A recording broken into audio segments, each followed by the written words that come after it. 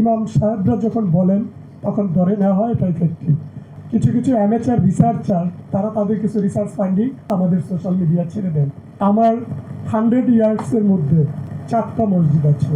আমি শুনি যে ইমাম সাহেবরা কি বলেন, কারণ রাত 3টা 4টার সময় কিন্তু গুরুত্বপূর্ণ কোনো মেসেজ, একজন বাড়ি থেকে চলে গেছে, তাকে খুঁজে পাওয়া যাচ্ছে না, কেউ মারা গেছেন, এই মৃত্যু সংবাদটা দেওয়া হয়। তো এটা কিন্তু সবাই রিলাই করে, কারণ ইমাম সাহেবরা যখন বলেন তখন ধরে নেওয়া হয় এটা ইফেক্টিভ।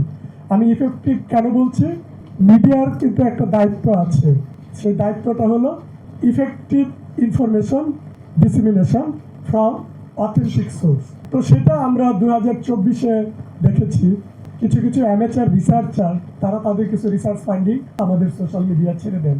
এগুলোকে বেস ধরে আমরা কিন্তু স্বতঃপ্রণোদিত হয়ে আমরা উইথ গুড উইল আমরা এটা করি, কিন্তু সেটা যেটা করে আমাদের কমিউনিটিতে কিন্তু ক্ষতির কারণ হয়ে দাঁড়ায়, যেটা 2024-এ বন্যার একটা এরকম ছিল।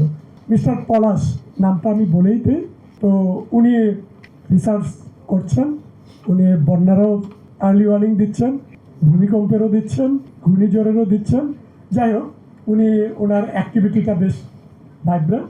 তো সেটা আমার রিকোয়েস্ট থাকবে, আপনারা আবহাওয়া অধিদপ্তর রয়েছে, ডিপার্টমেন্ট অফ ডিজাস্টার ম্যানেজমেন্ট রয়েছে, বাংলাদেশ পানি উন্নয়ন বোর্ডের বন্যা পূর্বাভাস সতর্কীকরণ কেন্দ্র রয়েছে, তাদের কাছ থেকে একটু ভেরিফাই করে, আপনারাই বলেছেন যে আপনাদের এটা দায়িত্বের মধ্যে পড়ে, আপনারা এইগুলো ভেরিফাই করে দেন ডিসিমিনেশন করবেন।